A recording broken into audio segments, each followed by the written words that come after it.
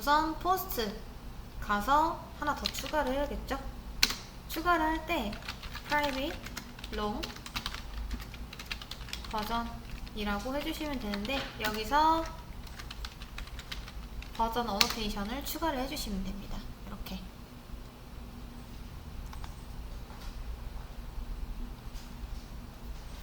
그래서 이 어노테이션이 핵심인데, 이제 얘가 데이터가 변경될 때마다 자동으로 증가를 하거든요. 그리고 낙관적 락 충돌에 이제 또 감지도 할 수가 있습니다. 감지할 때도 이제 사용이 되고요. 그 다음 컨트롤러 쪽 보겠습니다. 컨트롤러에서 하나 더 추가를 시켜볼게요. 이렇게 위에 걸 좀 복사하겠습니다. 겟 맵핑 해서 이름을 이제 modify optimistic 이라고 하겠습니다. modify optimistic. 아이디 받는 건 똑같고, 이제 여기서는 그냥 이렇게 아이디 값만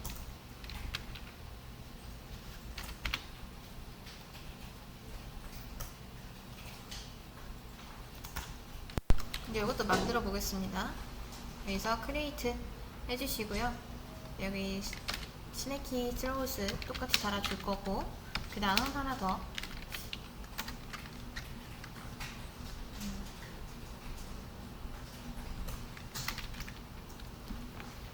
트랜지셔널을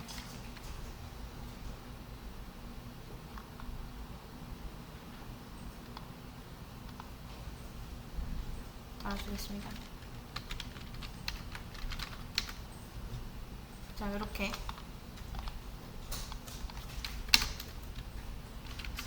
그 다음 포스트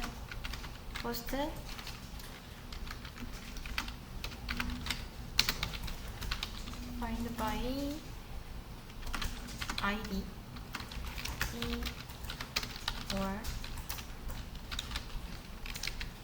throw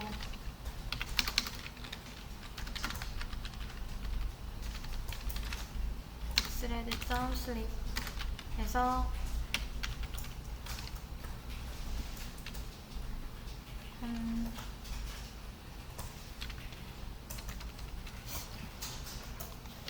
이 정도.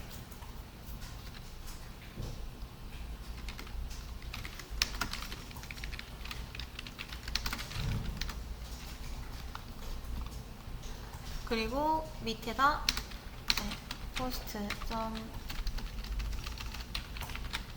set username 하고 post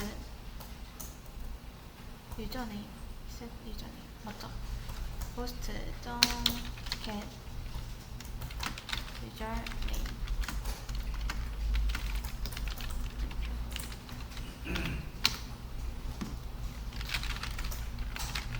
post까지. 근데 우리 안 되는 거 보니까 게터랑 세터가 없는 거 같죠? 게터랑 세터.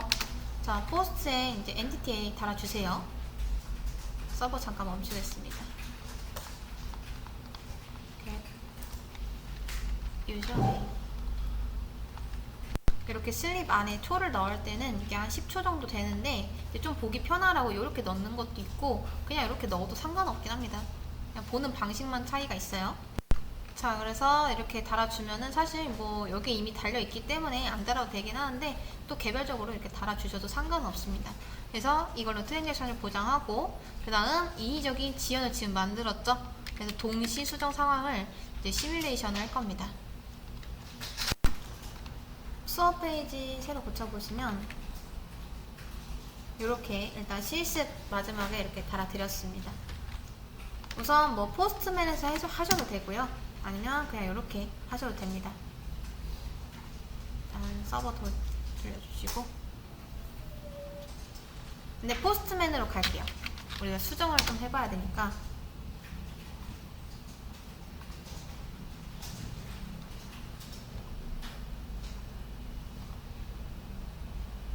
하고 이거 그냥 하나 추가를 해서 해보도록 하겠습니다. 리퀘스트 뉴에서 이렇게 실습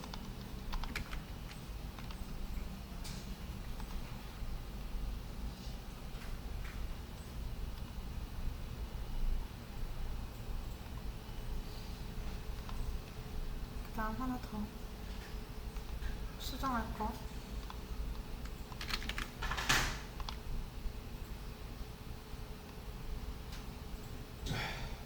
수정할 거는 사실 뭐 쿼리에서 할 거니까 자.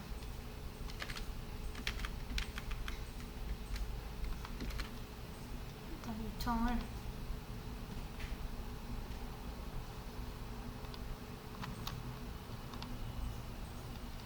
디미스틱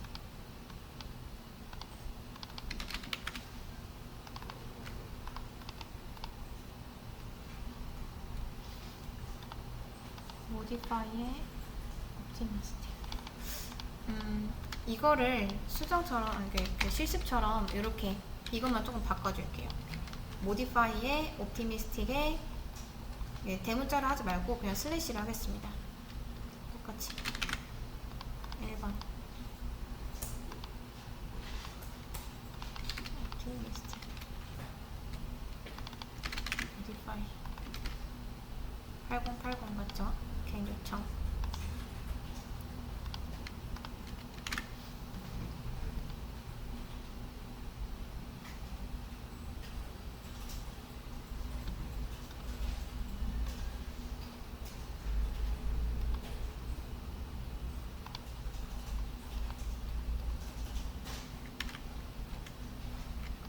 앞에 포스트스도 붙겠습니다.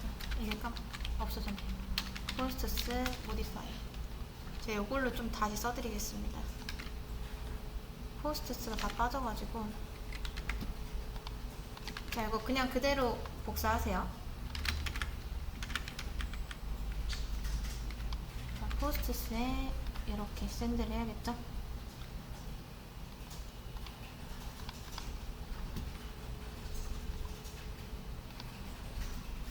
우선 조금 기다리면 이런 식으로 나오긴 합니다. 이렇게 다음 이제 요거를 할 준비를 좀 해두겠습니다. 여기서 버전 1 다음 얘는 작성자 버전은 진포를 했을 때는 작성자 공격도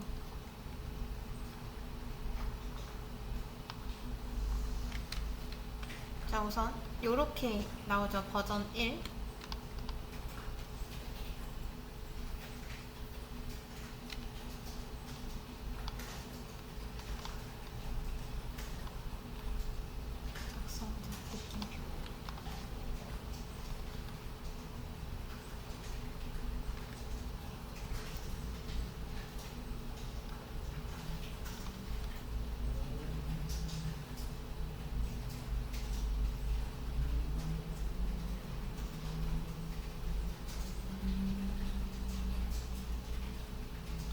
자 그리고 한 번 더 조회를 해보겠습니다.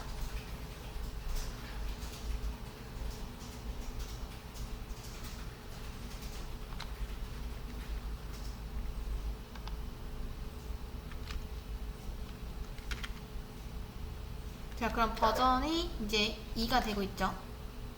버전 2 이 상태에서 업데이트 한 다음에 딱 여기 있는 쿼리로만 보낼 겁니다. 여기 있는 쿼리. 자 지금 제가 버전 2로 일단 만들어 놨고요. 그 다음 수정 요청을 이제 보낼 겁니다. 이렇게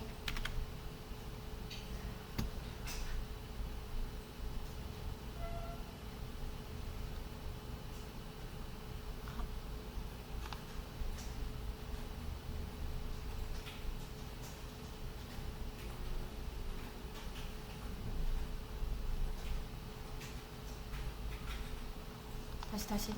자, 제가 이제 지금 다시 버전 2까지 만들어 놨는데 이 상태에서 수정 이제 샌드를 하고 제가 수정을 한번 해볼게요. 그리고 나서 이제 어떻게 이제 보이는지 한번 보겠습니다. 지금 DB에서 보면은 자, 포스트 했을 때 버전이 1입니다. 요렇게. 근데 이제 지금처럼 뭔가 요청이 이루어지는 순간에 DB를 이렇게 바꿔버리면 이런 식으로 이런 익셉션이 이제 뜨게 되는 거죠. 이게 낙관적인 익셉션입니다. 이렇게. 버전이라는 거는 이 버전 어노테이션 있죠? 그 컬럼을 통해서 JPA가 자동으로 이제 버전 관리를 하는 거거든요.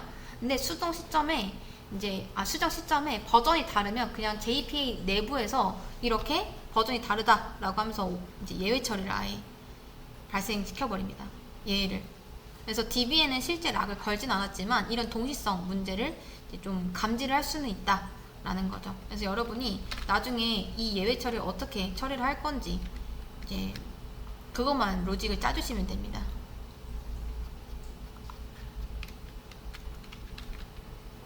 그러면 뭐 예를 들어서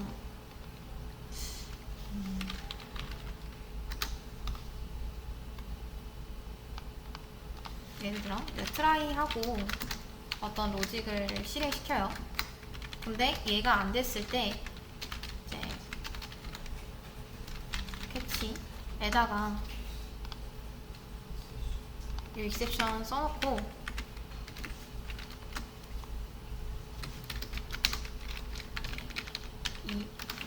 한 다음에 여러분이 여기에다가 이런 말을 써줄 수 있겠죠.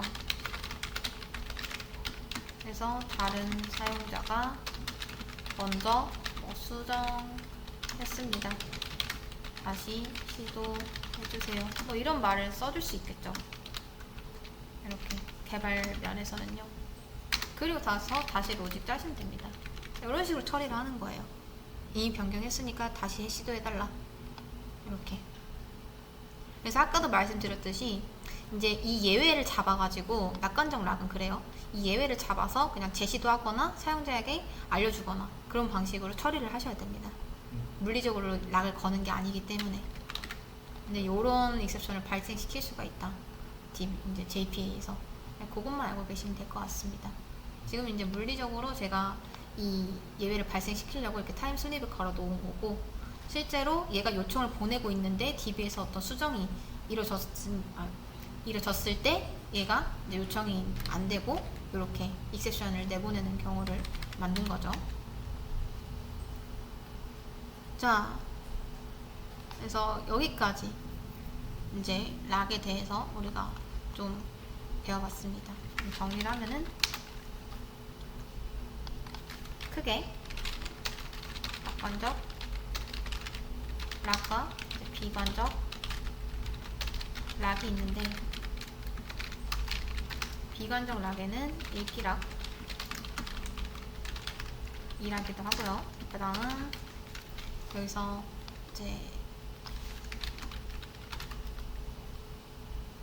쓰기 락이 베타락이었죠.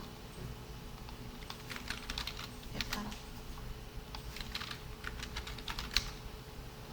자, 쓰기락, 베타락. 이게 헷갈려가지고. 자, 이렇게 있습니다. 이런 식으로.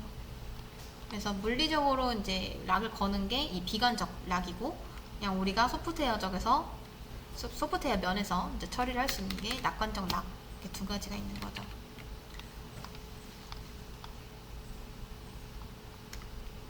자, 정리를 하면은 이 락이라는 것 자체는 그냥 여러 사용자가 동시에 같은 데이터를 수정하지 못하게 하는, 그러니까 동시성 어떤 제어 장치인 건데, 이제 비관적 락은 실제로 DB에 잠금을 걸어서 충돌을 미리 차단하는 거고, 낙관적 락은 버전 컬럼으로 충돌을 나중에 감지해서 그냥 소프트웨어적으로 처리를 하는 거고, 근데 비관적 락은 이제 미리 방지하는 거기 때문에 안전한데 느립니다. 근데 낙관적 락은 이제 조금 빠르지만 충돌 시에 다시 롤백을 해야 되는 그런 상황이 발생할 수도 있는 거죠.